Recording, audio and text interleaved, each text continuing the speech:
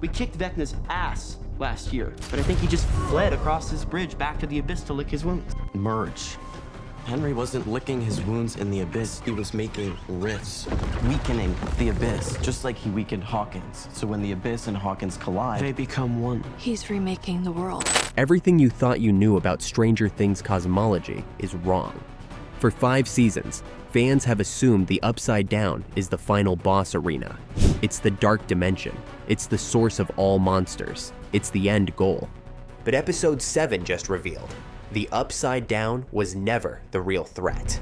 It's a bridge, a wormhole, a crossing point between Hawkins and something far older, far darker, and infinitely more dangerous. That something is called the Abyss. And if you understand D&D's Abyss plane, you understand exactly what Stranger Things has been building toward all along. The show just confirmed it's been using D&D cosmology as its blueprint the entire time.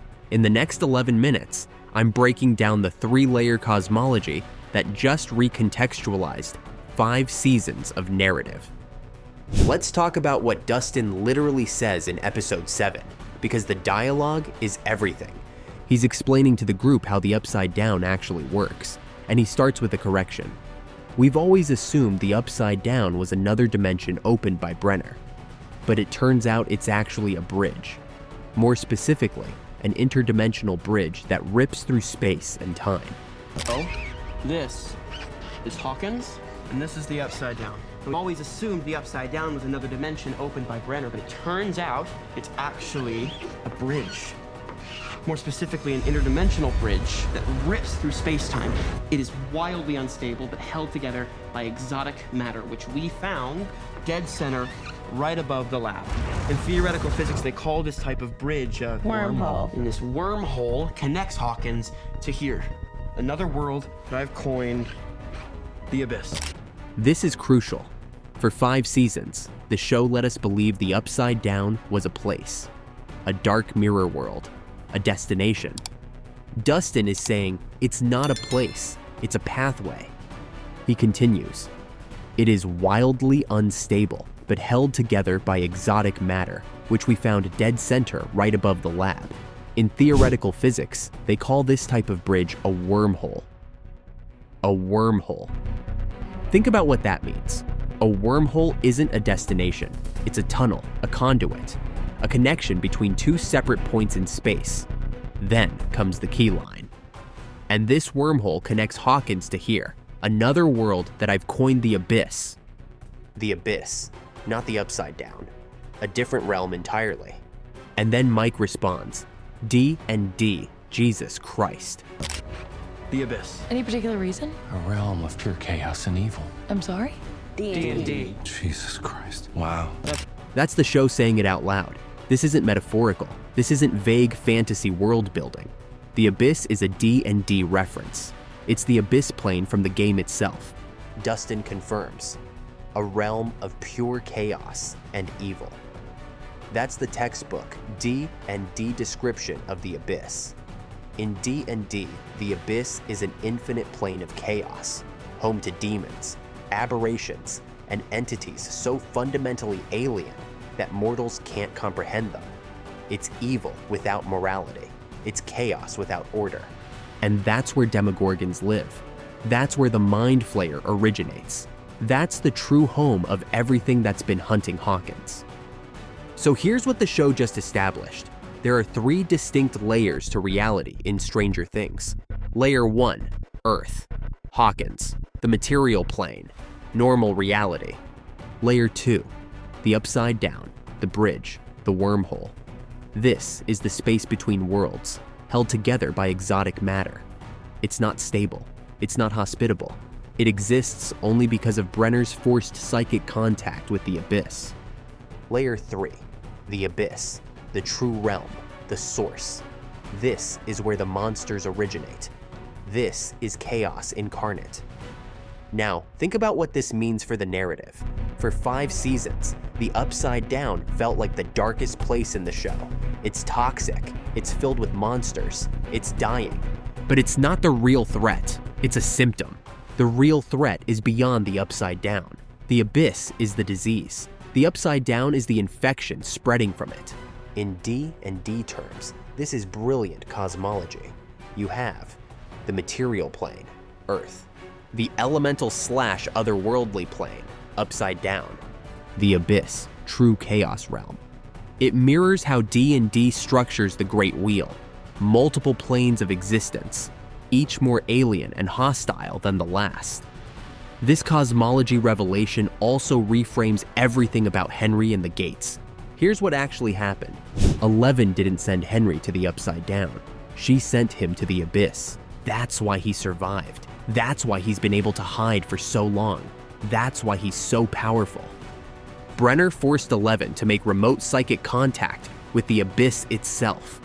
When she did, it created a tier, a bridge, the wormhole we now call the Upside Down. Henry fell through that tear into the true chaos realm.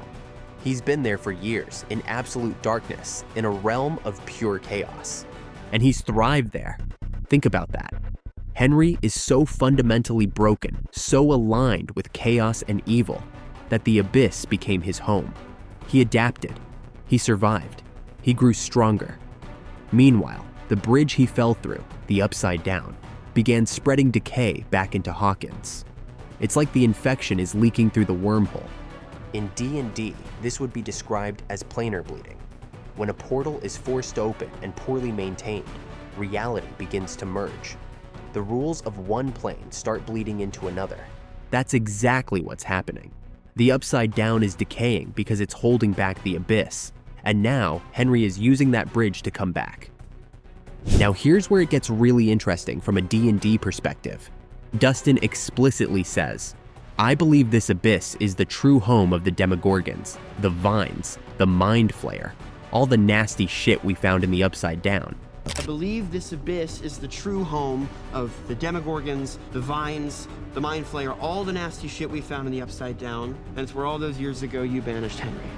So Demogorgons are native to the abyss, not the Upside Down. And in D&D, Demogorgon is a canonical demon lord. It's one of the most powerful beings in the abyss. It's the Prince of Demons. It has 2 heads. It's an iconic D&D monster. The show is directly using D&D monster taxonomy. It's not just using the name as a spooky reference. It's saying, these creatures follow D&D rules. They originate from D&D's abyss. The Mind Flayer, also D&D.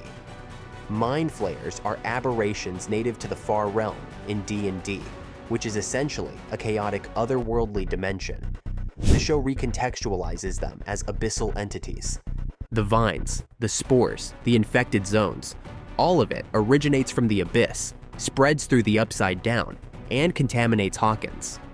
This proves something crucial. The show has been using D&D monster mechanics and lore the entire time. We just didn't realize it until now. Every creature, every threat, every rule has been following D&D cosmology. The gates, the rifts, the tainted zones, it's all D&D planar mechanics applied to a TV show. So what's Vecna's actual endgame? He's not trying to conquer Hawkins. He's not trying to destroy it. He's trying to merge it with the abyss. Dustin. Henry wasn't licking his wounds in the abyss. He was making rifts, weakening the abyss just like he weakened Hawkins. So when the abyss and Hawkins collide, they become one. He's remaking the world. We kicked Vecna's ass last year, but I think he just fled across this bridge back to the abyss to lick his wounds. Merge. Henry wasn't licking his wounds in the abyss. He was making rifts, weakening the abyss, just like he weakened Hawkins. So when the abyss and Hawkins collide, They become one. He's remaking the world. This is an apotheosis ritual. Vecna is using 12 abducted children as vessels, magical conduits to amplify his power. As he channels through them, he's pulling the abyss closer and closer to Earth. Eventually, the wormhole will collapse. The barrier between the 2 planes will dissolve, and they'll merge into a new reality. A world that is part abyss, part Earth, all chaos and evil. It's genius from a D&D perspective. This is exactly how high-level D&D villains operate. They identify a planar weakness. They perform a ritual to destabilize the barrier. They use sacrificial vessels to amplify the spell. They merge realities according to their will. Vecna is acting like a god-level D&D villain. He's not fighting with swords and spells. He's rewriting the rules of reality itself. So how do you stop a god-level ritual? How do you fight when the very fabric of reality is being restructured? You exploit the mechanics of the ritual itself. The party's plan, Operation Beanstalk. The name is brilliant. In D&D, planes are often connected by world trees, vertical axes like Yggdrasil. The party is literally creating a beanstalk, a climbing path between merged worlds. Here's how it works. As Vecna draws the abyss closer, the radio tower, positioned above the lab at the center of everything, will poke through one of the dimensional rifts. 11 enters Vecna's mind from the upside-down lab, finds him in his twisted consciousness, and pauses his spell. This momentary pause halts the world merge. The radio tower, now protruding through a rift, becomes a literal climbing path into the abyss. The party climbs. They find Vecna. They stop him. They plant a bomb to destroy the exotic matter sphere. The bridge collapses. The abyss snaps back into place. It's a multi-phase dungeon encounter, mind combat, environmental ascension, boss fight, ritual destruction, pure D&D logic. Here's the broader point, Stranger Things.